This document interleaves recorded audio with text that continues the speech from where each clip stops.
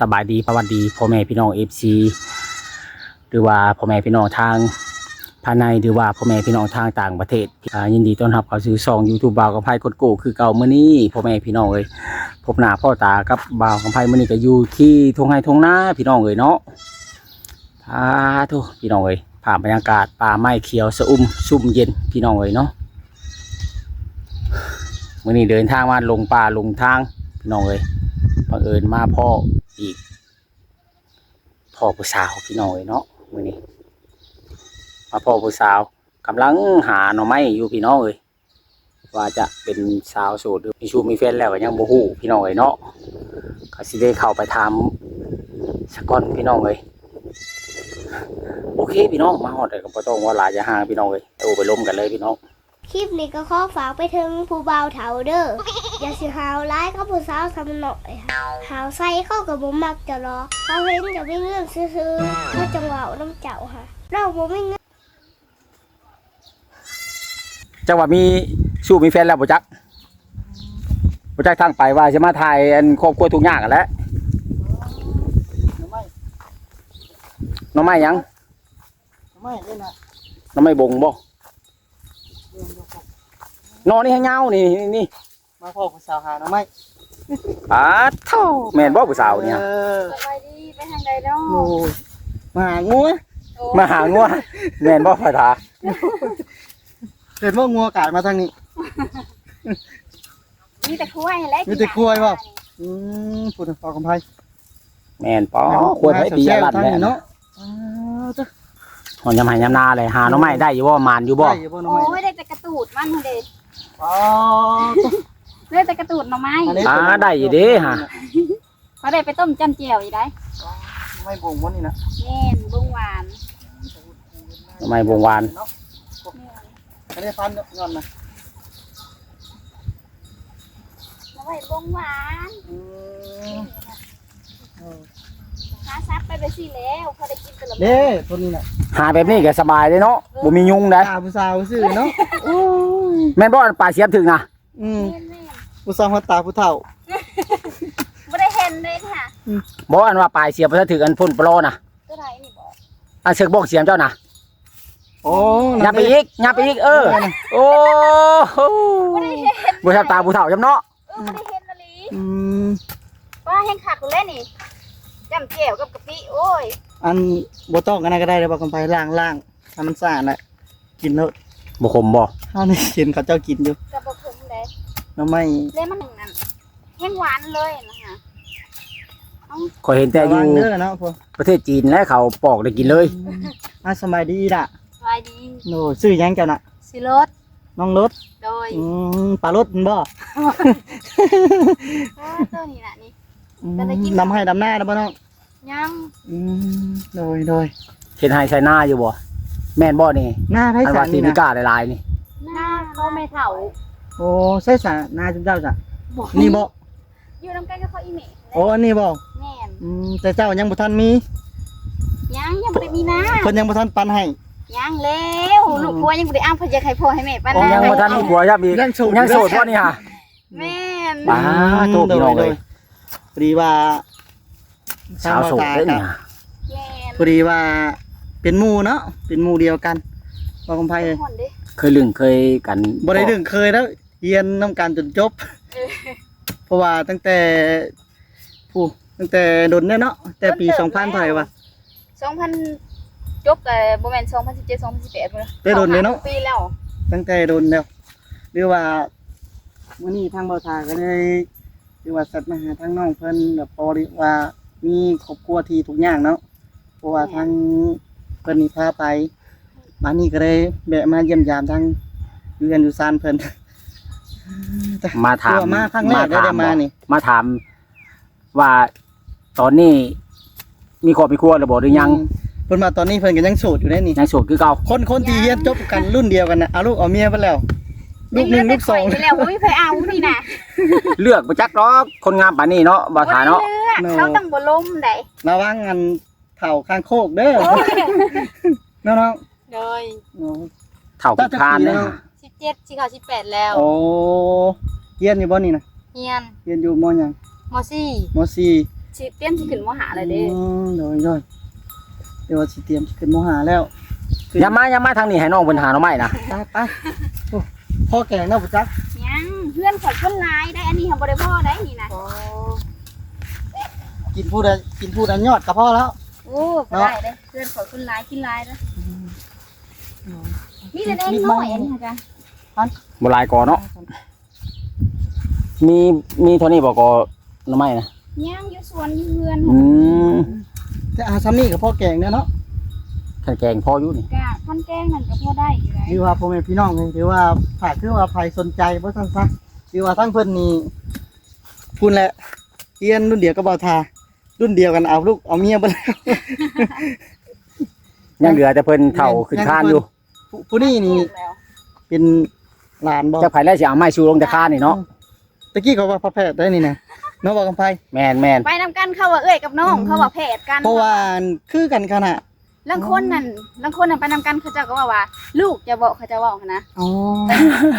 ลูกไอ้ซ่า ใช่เนาะ ว่าผัวก็ยังบ่มีว่าสิให้มีลูกว่ะ ใครแต่ว่าน้องบอกกันไปเนาะ บ่มีคนมาโอ้มาลมบ่มีบ่แถวใกล้นี่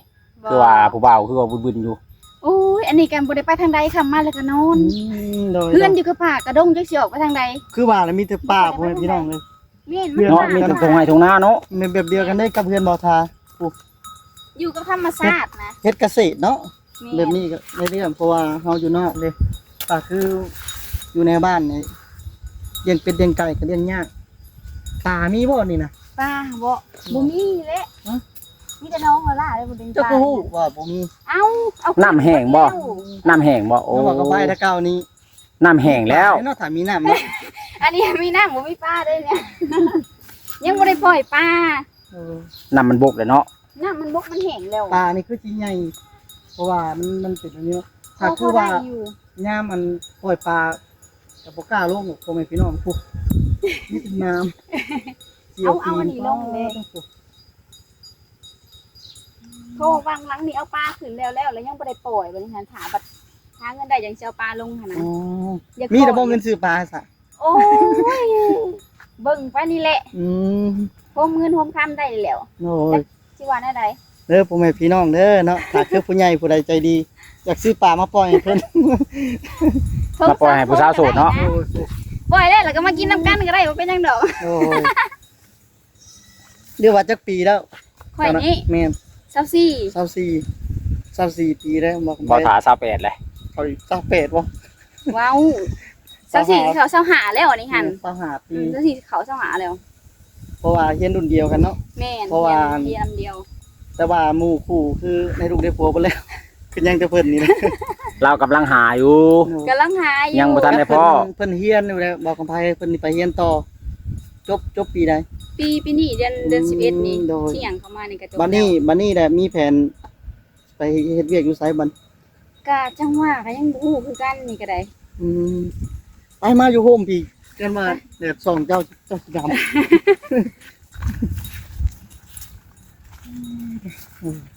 เดี๋ยวมานี่ก็ครั้งแรกได้มานี่มาเฮียนเพิ่นนี่เนาะเป็นครั้งแรกเลย แม่น เพราะว่าเฮียนนํกันบ่เคยมาจักเทื่อได้บอกกับไผ ถามมาแต่พืชเนาะ แม่นเพราะว่าคิดว่าเฮียนเพิ่นนี่คิดว่าอยู่แถวใกล้ๆโรงเรียนมต้นเนาะ บ่ลง ใช่ มา กับโบแมนเพราะว่าก็คือไกลพอสมควรอยู่เพราะว่ามันสองดีถ้าคืออยู่กับซี่กับมักเลยเพราะว่ามันอยู่แบบธรรม ธ ชาร ติ รมชาติ อืม มันก็สบายแบบหนึ่งยากแบบหนึ่งได้อยังนั้น ย่างแบบใด เอาแบบยากอะแบบการไปมาหนทาง อ๋อ เฮาอยู่นอกนะแบ ครับ บ หนทางมันเปื้อนนะ กับบุเป็นหยังเน้องบกำไพเนาะคือ สมมุติคือได้เงินได้คำหรือว่า คือคนอยู่ทางนี้ก็หลายเนาะกับข่าวเงินกันเนาะ แม่ มี น ต้นกีดหรือว่า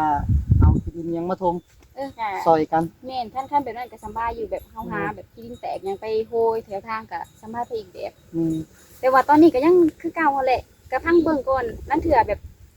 ขันยันเพิ่นก็เดินซีบมันเถื่อเขาจะเอามาใส่นี่ก็สิพอไปพอมาอยู่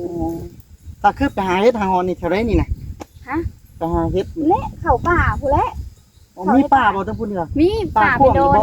กว้าง โอ้ เบิ่งข่อยน่ะไปหาเฮ็ดปวกนั้น3หมู่น่ะซาได้เด้ไปหา2มื้อบ่ได้เฮ็ดปวกไปสั่งได้ บอก ว่า ไปเอาเมื่อหาเจ้าอยู่บันโคกไป ว่า พระเจ้า บ่ได้กะ พระเจ้าหามมา อยู่บ้านโคกลายอยู่ เออ ว่าบ่ได้ก็ได้อยู่5 6ดอกบ่ได้จุกขาถ้าเบิ่งหน้าขึ้นพื้นขึ้นเบิดหน้ามือกะไปตุ่มเบิดเลย เสียสมเบิดเลยเข้าไป แถวนี้บ่ทันออกแถวนี้เนาะ เพราะว่านั้นเนาะเพราะว่าจักว่ามันออกบ่หลายไปจักบ่ ลายอยู่ไปหั่นข่อยบ่ฮู้บ่อนมันแบบว่าเห็นแต่ห้วยเขาเจ้าเอาหั่นน่ะ เขาจะเอาเบิดแล้ว แต่ว่าเขาเจ้าก้านเอากลางคืนนี่จัก ยันแม่นยันเขาเจ้ากันอันนั้น เพราะว่า ถ้าคืออยู่บ้านบ่ทานี่เฮ็ดพวกนี้อยู่เฮือนเนี่ยก็จักจะสิออกฮอนอยู่ขนาด แม่นออกลายดีเลยออกลายดีอยู่บ้านนะ ประตูหน้าบ้านนี่ประตูหน้าบ้านที่เฮ็ดพวกออกอยู่แคมเลยก็คือบ่แล้วก็คือเอาเขาเรื่องนี้ก่อนบ่กำไผบัดนี้ คือน้องทั้งสองนี่โสดบ่ซั่นซะ โสดทั้งคู่แม่นบ่ โสดทั้งคู่ สาวโสดเด้อพ่อแม่พี่น้อง FC ทุกท่านถ้าว่าสนใจคิดมักทักมาได้ เนาะ มีช่องทางการติดต่ออยู่บ่ มี มีอยู่เนาะ เลย มีอยู่เด้อพ่อแม่พี่น้องช่องทางการติดต่อ ถ้าคืออายุเด้อายุ อายุค่ะกะบ่ค่อยจำกัดปานใดดอกขั้นแบบขั้นเขาเพียงแต่แบบว่าเขาหักเขาหวังดีกับเฮาหั่นนะ อ๋อเลยหรือว่าพร้อมแบบซัพพอร์ตเฮาบ่ซั่นซะเนาะซัพ แบบ พอร์ต สวยกันหั่นนะ แม่นช่วยทำมาหากิน เอาคนบ่มีเมียได้พี่น้องเอ้ยบ่แม่นว่าสิลอยเมียมาโทรมาเว้าหยอกแหละบ่ได้เด้อเนาะ แล้วสิเนาะ เฮาก็ย่านเนาะแม่นเนาะ คือน้องเพิ่นนี่คล้ายคือพวกอันสายญี่ปุ่นนี่เนาะ ฝากไป แม่น ตาฮิปคือกันเนาะเพราะว่าคล้ายคือพวกญี่ปุ่นเนาะจังได๋หาหน่อไม้เฮาวันนี้ พอแล้วเพราะ ยังแล้วก็สิไปขุดเบิ่งกอตัวนั้นอีก ไป แล้ว สา ก็ มารถ ไปค่ะ ไปจอยหน่อไม้เจ้าคุณจ้อยสิบ่พอแกงนี่เนาะ ผู้สาวโสดทั้งคู่พี่น้องเอ้ยถ้าว่า FC ท่านใดสนใจก็คิดมักฮักก็ทักมาได้ ไปหน้าตะกร้า ตอนนี้หัวใจยังว่าง จะให้นิดหน่อยเนาะ ตอนนี้หัวใจยังว่างกำลังกล้าเกียมเข้าสู่ฤดูการผลิตไผสิมาไถนาก็ มันไม่ก็มีแต่ ช่วง มาเด้อ ไปหน้าในช่วงนี้เนาะ กำลังเฮ็ดนาในช่วงนี้ฮะ ก็ภาษีมากับมาเลยเนาะ แม่น มายามหน้านี่แล้ว โอ้ยมา มายามนาแล้วจะฮู้จักว่า แม่นไผเป็นคนดุ เพราะว่าทางนี้เขียนนี่เนี่ยเพิ่นมีสีดำมาเนาะ แม่น ทาง คัน เขียน จ้างเอาแล้วเถื่อกับคันมีเงินก็จ้างเอา ทางบ้านบ่ทาแบบมีแต่บ้านเอาได้ บ่ทาไปบ้านแล้วไปเลย เลิกบ่แล้วยังแต่เกี่ยว ก็ช่างว่าไว้แท้ เพราะว่าบ่ทาเฮ็ดแบบซี่มาเกือบ10ปีแล้วเลย อันนี้มีแต่นั้นดำเอาเองบ่ได้ขอจ้างดอก เพราะว่ามันหลายขั้นตอนเลยนี่ลูกแล้วก็ไปดำเนาะ มันเมื่อยบ่ว่าทา ได้จ้างก็ได้เบิดหลายได้ซุมื้อนี่บ่แม่นวันหนึงจะเกียบ 200,000 ปลายแล้วบ่จ้างดำนาเดี๋ยวนี้ แต่รับคุณเนี่ยรับ เขาจ้างเป็นมัดได้อยู่ในบ้านฮะเขาจ้างเป็นมัดก้าโลด มัดเท่าไหร่ว่ากำไผมัด 2,000 3มัด 5,000 สิบ่ได้ไปหับจ้างนั่นลูกก้าบ่ต้อง คันว่าเป็นมัดน่ะมัดละ2,000ดำก็คือกันโลกาก็คือกัน นี่บ่อันนี้เนาะไม่น้อยเนี่ย ราคาเดียว คือกัน ม บ่ องคือกัน ดอยโอ้ดอกนั้นยาวคือเพิ่นสิคือสิหอยเอาดอกเนาะ พี่โน่กู มันยาวเพิ่นถมอายุ2โนนะ เอาไว้เอาแนว 2โน3โนบ่ได้โตเพิ่นถมไว้นะ ตัวได้ใกล้โก้แล้วเอาไว้นะ โอ้ดอย คันว่ามันลามออกมาทางนี้เพิ่นแม่นเพิ่นทางเนาะ แม่นกินเบิดได้ขนมมาให้เนี่ย บ่ให้มันนั่นเลยเนาะดอกไม้อัน คันว่าลามเข้า โรงพยาบาล มาในคันลาม ดอกไม้ ออก นี่ ข้างนอก มันมักอยู่ภูไว้เนาะตามภูผาได้ดอกไม้นี่หรือว่าพักหยุดบ่ได้ไปโรงเรียนเบิด2มื้อนี่ แม่นบ่ได้ไป ผู้หนึงจบมาแล้วเรียนวิชาเฉพาะเนาะ ผู้นี้หากระเรียนม .4 ถึงม .5 ปีหน้าถือว่า17เนาะ17 14ฮอด18ผู้นี้24แล้วผู้นี้นะเฒ่าแล้วผู้นี้ โอ้ย พอหยอกก็หัวกันพ่อแม่พี่น้อง ใจเนาะ เพราะว่าหนึ่งมากกับบ่าวทาก็เพิ่นก็เป็นหมู่เดียวกันหรือว่าถ้าคือว่าใครสนใจก็ติดต่อมาหาทางช่องสามมุกได้พ่อแม่พี่น้องเลยก็มันยอดขาวๆเนาะ เป็นหยังคือว่าติดต่อหาช่องสามมุก จะเอาช่องสามมุกถ่ายเด้ บ่แม่นบ่ติดต่อหาบ่ถาเป็นคนไทย โอ้บ่าวทาแล้วแต่ช่องสามมุกเด้อู้เสียงจักยังแต่เต็มๆเลย เขาเจ้าว่านั่นตัดไม้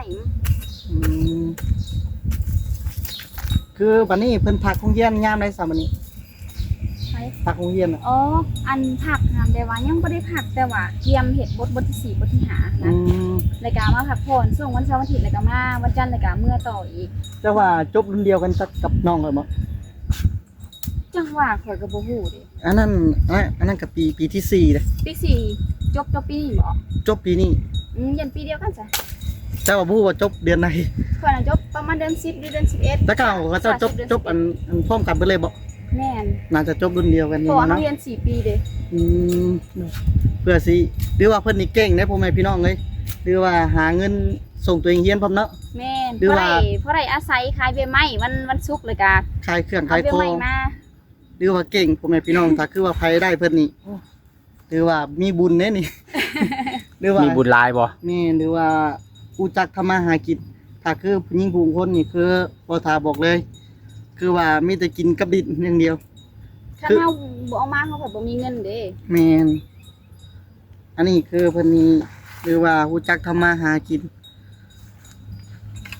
วันศุกร์มาแล้วก็เอาเบี้ยไม้มาแบบลูกค้าใครสั่งเลยก็เอามาให้เพิ่นก็ แบบ ให้ คือ เบี้ยหนึงกัน10,000 15,000ก็เอา อ๋อ เบี้ยยัง เอามารถเป่า เบี้ยยังเอามาส่วนหลาย ส่วนหลายหั่นเบี้ยมักม่วงต้นงา มักม่วงบ่คำไผถ้าคือบัดเจ้าต้องการน้ำเพิ่นมักม่วงตอนงามแบบคือ มักม่วงมักนา ปลูก ว ปีหนึ่ง2 ปีได้กิน อืม บ่ฮอด2 ปีซ้ำจัก4-5 เดือน 4 เดือนก็ได้กินแล้วคันเฮาครัวใส่ปุ๋ยมัน เพราะว่าเพิ่นนี่ขายพวกกันเบี้ยไม้ ประเภท ตอก เบี้ยไม้ เนาะ ต้นงาแบบว่าบ่แม่นว่าเฮาขายเองแบบเฮาไปเอานำเขาเจ้ามา เรียกว่าไปหับไป มา ไปหับมาต่อนะ แม่น คือ แล้วมันกิน ว่า ได้ 10-20,000เนาะจังซะเดี๋ยวพอได้เติมน้ำมันรถ แม่นใครก็เฮามาบ้านรถเป่าแบบบ่มีรายได้เลย อืม บ่ได้ตื่นกัน ต้องมาทุกอาทิตย์บ่นี่ แม่นแต่ละอาทิตย์เลยมามื้อวันศุกร์ มันสุกร์แล้วก็มันเสาร์วันอาทิตย์นี่กลับบ่ แม่นเล่นวันอาทิตย์เลยก็มื้อ อ๋อ เที่ยวนะเนาะว่าอะไรกันบ่ได้อยู่หอพักแม่นบ่ อืม แม่นอยู่ห้องผ่านนักศึกษา เรียกว่าผู้ใดเขาจบผู้ใดเนาะ แม่น อืมใกล้เด้เนาะบ่ตาเห็นโอ้ยขี้โง่ตาย เพราะว่ามันนั่นไหนเนาะคือว่าแหละเฮาเรียนมันก็พอเรียนแต่คือว่าจบไปแล้วก็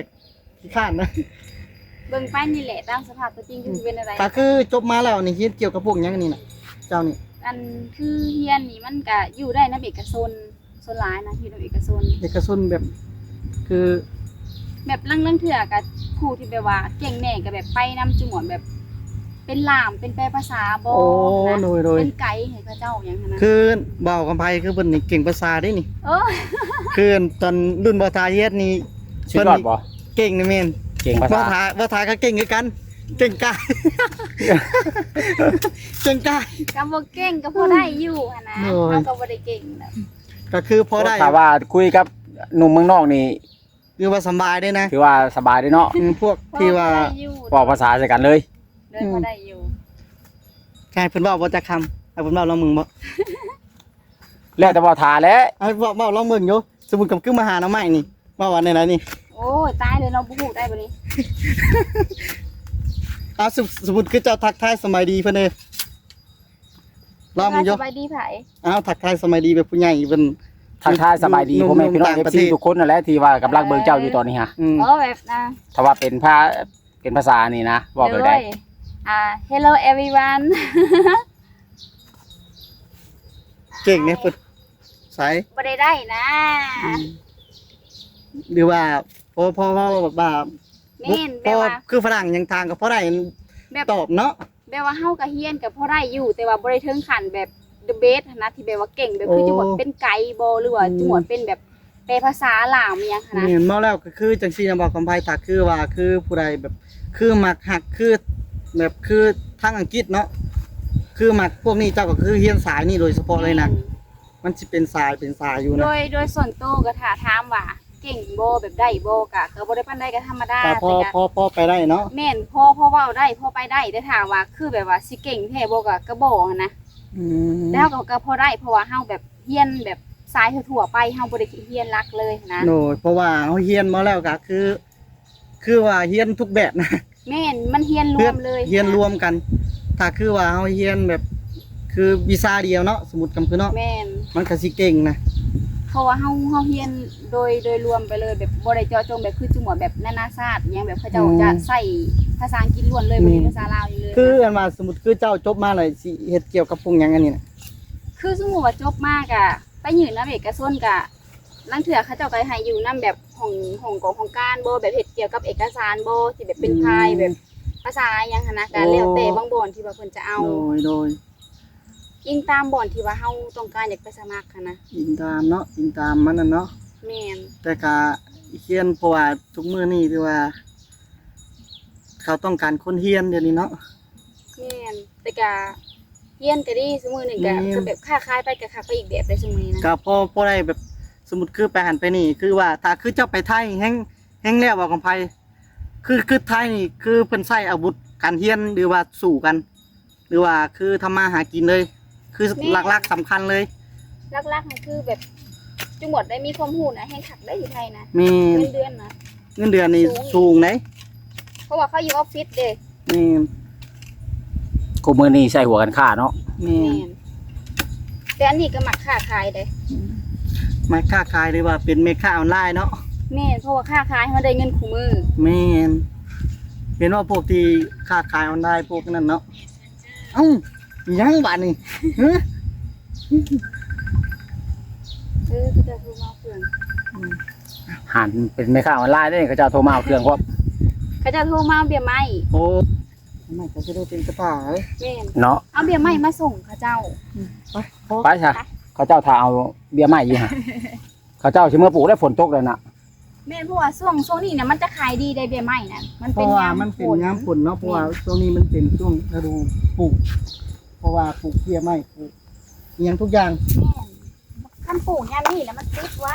กว่าจะดอกบ่ อันกอยนี่ก็เอามาปลูกบ่นี่หัวกอยนี่ แม่นก็อีพ่อปลูก โอ้ เอ้าแล้วว่าบ่คิดเห็นสมัยตะกี้แบบใหญ่น้ำเผือกน้ำก้อยแล้วว่า อยู่แถวบ้านโดนตัดถิ่มยันของเครือกอย บ่แล้วมาปลูกไว้อย่ามันดับแนวมันบ่มีแนว เดี๋ยวถ้าคุกขึ้นก็เป็นอันนี้เป็นดินทุกเจ้าว่านี่นะ เขาที่บอก ไปพี่น้องเอ้ยบัดนี้กลับเมื่อบัดนี้มีลูกค้าเพิ่นโทรมาอยากได้เบี้ยไม้ไปปลูกแล้วว่าสั่นฝนตกแล้ว นี่คือสาวโสดพี่น้องเอ้ยถ้าคิดมักฮักก็ทักมาได้เด้อ FC ทุกท่านเนาะ อันนี้เป็นเทียงหน้าเก่าว่านี่ค่ะ นี่เพิ่นมาอยู่เด้ที่เขาอีขออีแม่แล้วสิมักอยู่ก็เลยนะแล้วก็ปล่อยเขาอยู่ในบ้าน โดย ทั้งว่านี่บ้านอยู่เฮือนหลังอยู่ในเพิ่นก็มีนะเนาะ เอาหู แม่ เอาหู แต่ว่าย้ายออกมาอยู่ปีเลยแล้ว เอาไปเอาหู แป๊บนึง